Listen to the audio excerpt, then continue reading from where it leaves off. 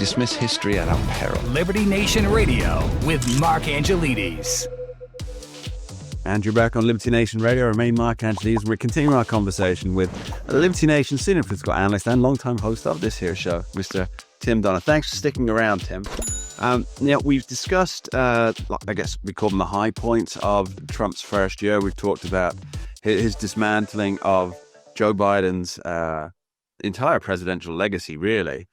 So let's talk the work that he's engaged in now as he's at the 1 year point of his presidency. And I think to do that, maybe the best angle is to look at what's happening legislatively. So we've had, obviously during the first year, we had the One Big Beautiful Bill Act that was almost an all-encompassing roller coaster ride of legislation.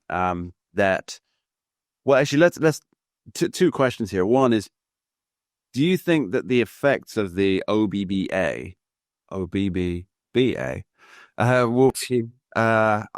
going to come to fruition before the all-important midterms and therefore provide a boost for the Republicans during that period? And secondly, if you don't mind, we'll move on to does Donald Trump have a legislative agenda that involves Congress for 2026?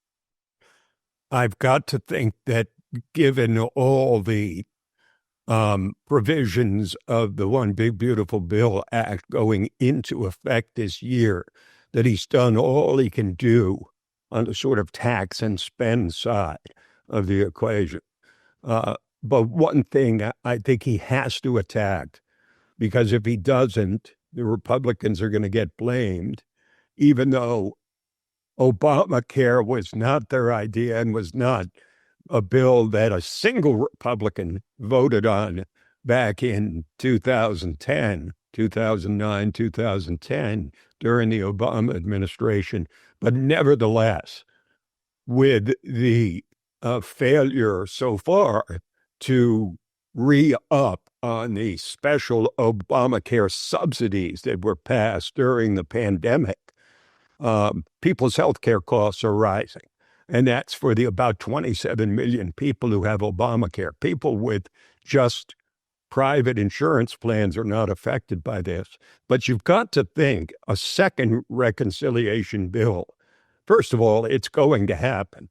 I mean, the Congress is already working on a second reconciliation bill on top of the first one, which was the One Big Beautiful Bill, which was a reconciliation bill because, of course, there's no way you would get 60 votes in the Senate where the Republicans only had 53 senators. I think the second reconciliation bill will focus largely on health care, because this is the point of crisis, and this is also the point where the Republicans, led by Trump, have the ability, the capacity, the opportunity to change the healthcare landscape. The initial idea was to take the subsidies that have expired, and instead of simply re-upping on them, to send money directly to Obamacare policyholders so that they could spend the $5,000, which is what Trump proposed, on health care in whatever way they choose. This is on the way to health care freedom. And anything that can get us closer to Americans making more decisions and insurance companies making less about their health care is going to be popular. So I predicted legislatively the big push is going to be on health care and how they can pass a bill that would qualify as a reconciliation bill. Sure. In other words, something that deals only with budget matters, because you cannot have other legislative priorities, non-financial, non-economic issues included You know, there are 435 people in Washington, D.C. right now saying, I can slip a little bit of pork into that bill. There's 435 people thinking that. Of course. Well, maybe 535, of course, when it hits Senate. Well, of course, for congressmen, the pork that they want is not pork. It's necessary spending. Of course, yes. But the extra spending that others want is pork. It's one of those it's one of those irregular verbs so made famous by yes Prime Minister. You do he does pork, you do irregular spending, I do necessary spending, and it's all so let's delve a little bit deeper, if we can, into not the idea behind why what Donald Trump will be doing, or what the Republicans will be doing, because we don't know until we see the text of a bill. If we're allowed to see a bill before you get to vote on it, thank you for that one. But it's got to be galling for so many people to be in a situation where you can't seem to get healthcare fixed. You've got some people who think the only way forward is like an NHS model, National Health Service model, socialized medicine, like they have in the UK, and I guess in most parts for Canada. And I'm here to tell you, it's not ideal. It's not an ideal way to do things. It's not a utopian healthcare system by any means. But I think the idea of Obamacare has been shown to be expensive, costly. It puts a lot of power into the hands of the insurance companies, who, I mean, they're making a lot of money out of it, which, enterprise is great, but it's at the expense of people who are in a locked system. Whereas giving people their, I don't know what they're calling the Trump RX accounts or something, if they've got the choice of where to put the money for their health insurance, that's got to create market competition, right? And market competition, it does drive down prices, because it's no longer an Obamacare monopoly. Or have I got this wrong?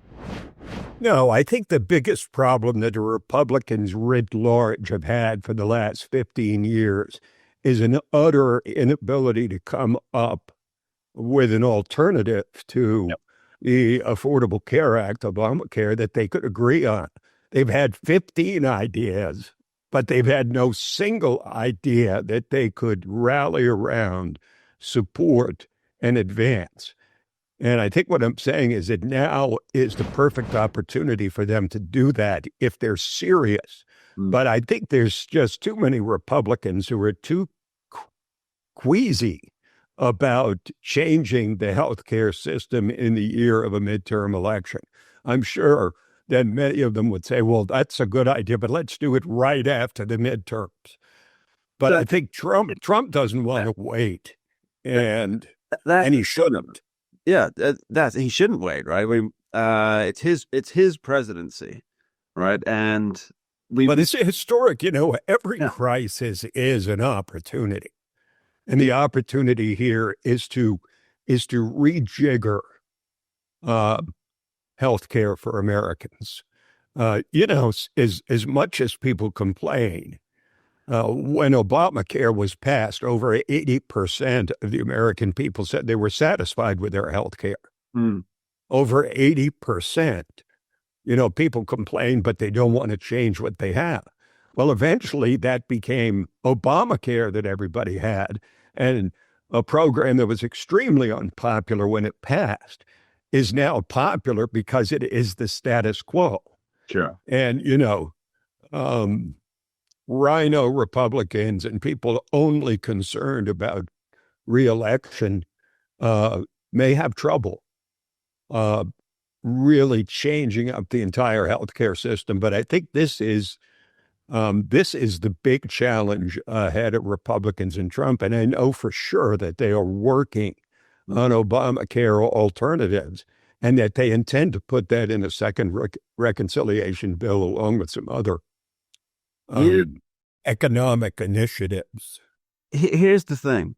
I wonder if what they come up with is a good enough system that it is better for the individuals, not beholden to the insurance companies directly, like they are through Obamacare. If what they come up with is solid enough that it could get bipartisan support by breaking down the numbers, I wonder if Democrats still wouldn't vote for it because they don't want to get rid of Obamacare because it's Barack Obama's crowning achievement, and he was their party leader, and in many ways is still the moral compass of the Democratic Party. But if they could come up with something that actually worked, it is the ideal campaign issue ahead of the midterms. It's like, if I were they, we have this for you. This is going to be the best thing. It's going to be better than Obamacare. Here's why. Our only problem is we're not going to be able to vote on it until after the election. So we need you to send us back to Washington, D.C. with enough of a majority to get this passed for you. So if it were a really good idea, wouldn't they be more confident in campaigning on it? Well, I think one of the things we're discounting is the insurance companies, because they absolutely struck gold with Obamacare. Yeah. I mean, if you run a business and you're told by the government that you're required to provide coverage for every American, I mean, that is a boon for the insurance companies. So I would expect them to be heavily invested in trying to keep Obamacare the way it is now. Nobody trusts insurance companies. They don't like them. They'd rather be done with them.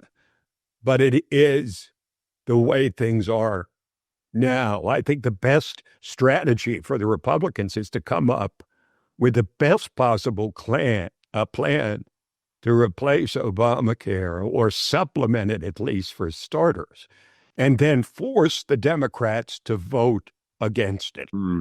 Because you want to get the Democrats on record about health care so that can be used as a campaign issue, not just for Democrats, but Republicans, because right now Democrats, feel like health care is one of those few issues that they can actually run on beyond their hatred of Donald Trump, because that's all they have right now. Yes, it's but it is, as far as single issue parties go, it's quite a good one. It's great optics, language. It's like, people are going to die because of the healthcare. It's great for sound bites. Yes. We're going to be back with Tim Donner after this short break. Don't go anywhere.